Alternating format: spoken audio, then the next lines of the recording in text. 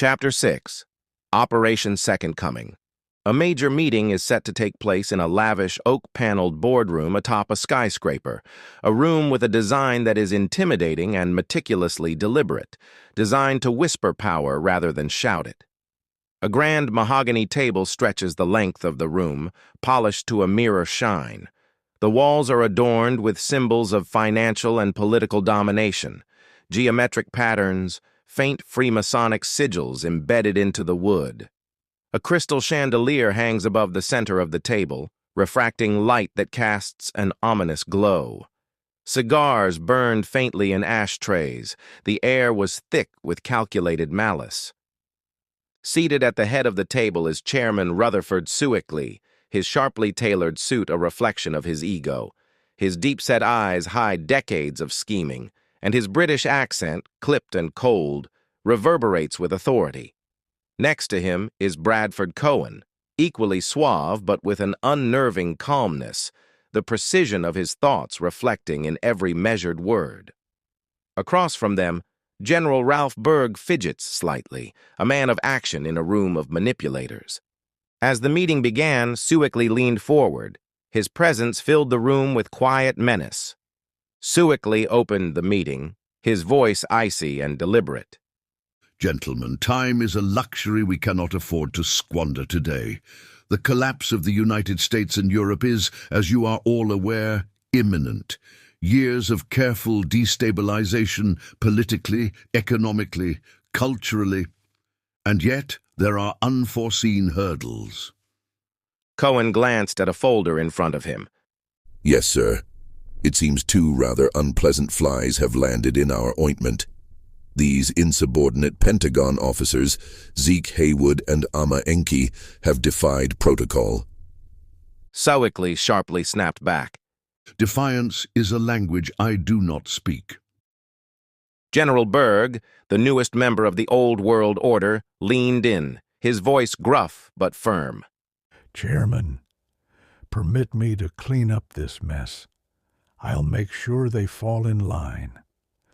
My methods are persuasive.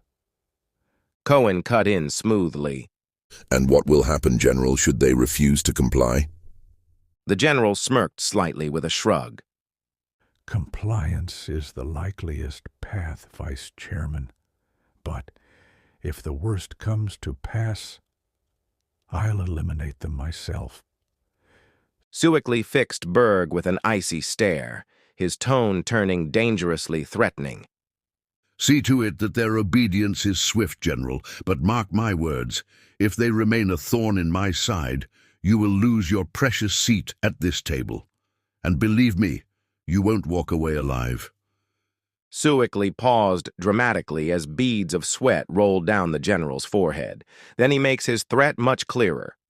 I'll personally put a bullet in your skull and move on.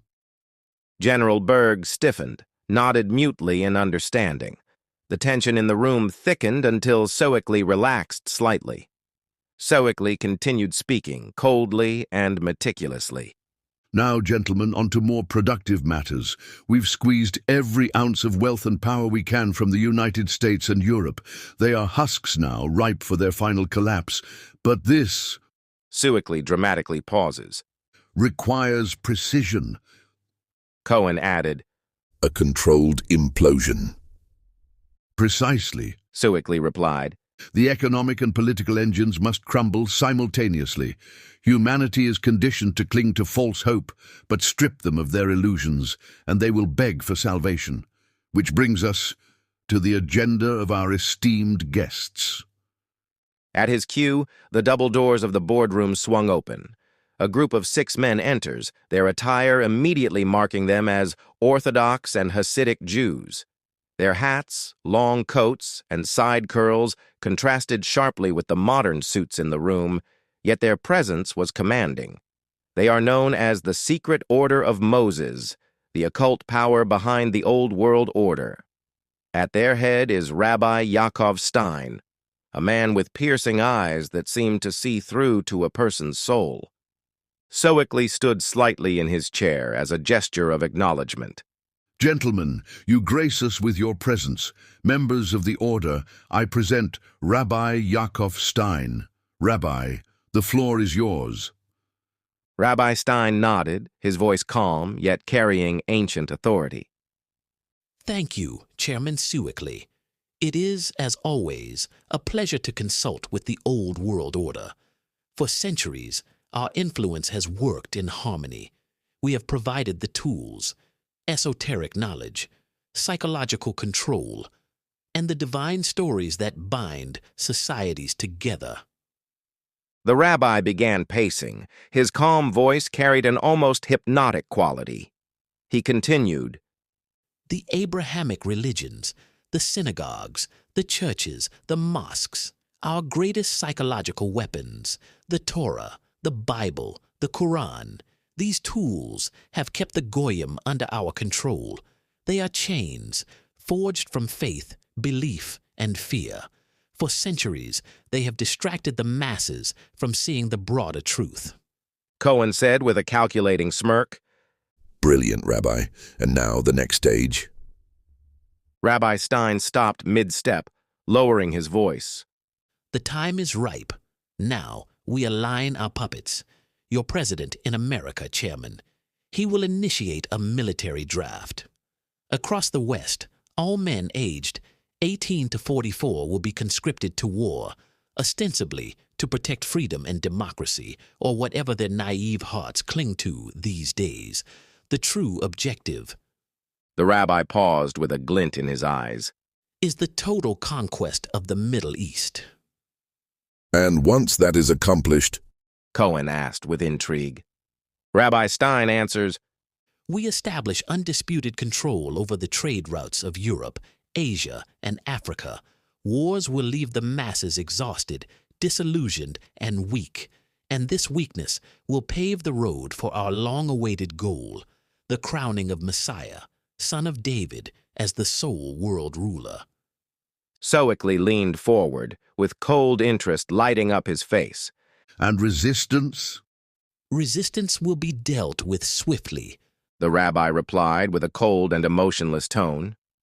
The fundamentalists, the fanatics, they will think biblical and Quranic prophecy is being fulfilled. The believers will suppress dissent for us. Those who refuse to comply with our commands will be eradicated. He paused, his voice turning harder. Even within the Jewish community, any low to mid-level members who refuse to align with the agenda will be treated as goyim. They are expendable. No, necessary sacrifices. A cold silence fell over the room as the gravity of his words sank in. Sewickly nodded slightly. Cohen, reach out to our government operatives in America and Europe. Sewickly sharply commanded. The draft must be announced within the week. No delays. Cohen nodded crisply. consider it done. Sewickly then turns to General Berg. General, handle the situation with Zeke, Haywood, and Amma Enki. I expect results. No loose ends. General Berg stood straight up and saluted briskly. It will be done, Chairman. Sewickly raises his hand, and the meeting is adjourned. The members of the old world order file out one by one, their voices murmuring in low tones. Only Sewickly and Cohen remained in the room. Cohen stood near the table, lighting a cigar. Do you think we'll pull it off, Rutherford? Global domination, the Messiah, the final subjugation of the masses. Sewickly also lit a cigar, puffed 3 times, and then took a sip of his 20-year-old scotch. I'm certain of it, Bradford, but just in case, there is always a plan B.